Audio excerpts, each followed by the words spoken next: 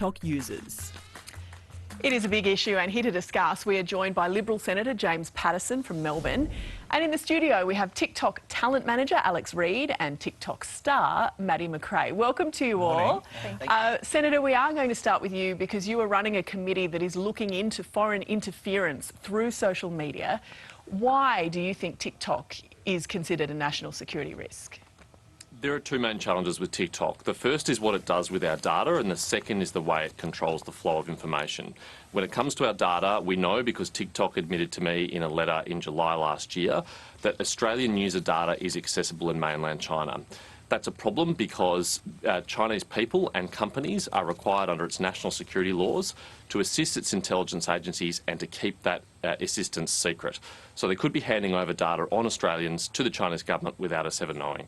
The second issue is on that flow of information. TikTok's algorithm is not transparent. We would have no way of knowing whether TikTok tried to push disinformation into our political system to undermine our social cohesion and influence our political system. And there's good reasons to believe that they would do both. In the case of disinformation, it's a platform which is very permissive and friendly for disinformation. Foreign state-backed disinformation is rife on the platform. And in relation to data, TikTok last year in December had to admit that they had allowed their employees to secretly spy on journalists who are writing critical articles about TikTok. And they initially lied about it. They said it wasn't technically possible, but subsequently ended up firing 4 employees who were involved in that surveillance. So, James, it's worth making the point that there's so many other social media platforms operating right now that are storing data in other countries too. A lot of people might say that you're picking on TikTok. Why are you worried about it? You're absolutely right. All social media companies pose a degree of risk, but most of those social media companies are headquartered in liberal democracies governed by the rule of law, like the United States. And Australia and the United States have a very different relationship to the relationship that Australia has with China at the moment.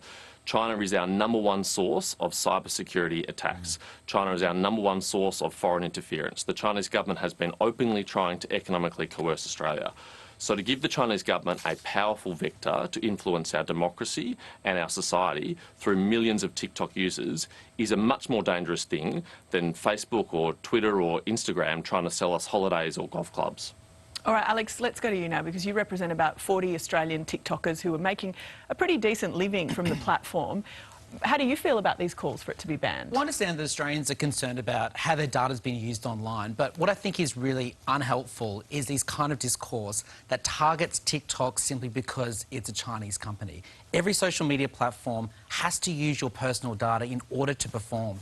And I think this misinformation and this conspiracy theories about what the Chinese government may or may not do with our data is not helpful. I think the politicians need to work on legislation that can help protect the Australian people, make them feel comfortable online, because banning TikTok will do nothing. Tomorrow there'll be another app. So let's work on legislation that is a world first and leads the world in how people's data is looked after. Maddie, let's bring you in because you're a TikToker, a TikTok star. How many followers do you have? 1.5 million. Quite a few. Are you worried? I'm not Or worried. cautious? Are you cautious? Well, I feel like it would... It's my whole career. I've built a career on being on TikTok, and yes, I'm on the other platforms, but most creators in Australia find that their biggest platform is TikTok, and I would say 80% of my income comes from this app alone. So if it is banned, I lose my livelihood, and I'd have to seek income elsewhere. And there's tens of thousands of creators who are on the app who are alive and well and doing really well on the app, so it would really impact us. For people who aren't TikTokers, what do you love about it? It's a creative outlet that's on my own terms. It's a great community. Everyone's really lovely on the app, and we really build our content around the people who are watching. So it's a really great way to connect with people. Okay. James, quickly to you, should it be banned? Do you sit here today and say, I want to ban this thing? It should absolutely be taken off all government devices, as the United States, Canada, the European Union and many other countries have done. All of those countries have recognised the serious national security threat it poses to government users, so that should have happened some time ago. I think we should keep all options on the table on protecting the other millions of Australians who use the app. If we can solve this problem through means less severe than banning it, then I'm very open to that. But I think we have to keep that option on the table, because unfortunately TikTok is a company that hasn't told the truth in the past around the way it operates. It collects much more data on its users than most other apps, including their physical location, including the other apps apps stored on their phone, including the Wi-Fi locations that you've logged in. It even has the power to record every keystroke that you enter into its in-app browser. And unlike many other apps, it doesn't allow you to leave the application to use other browsers that don't engage in that kind of tracking. This is a very dangerous app. It could impact the privacy and safety of millions of Australians, and we have to address it.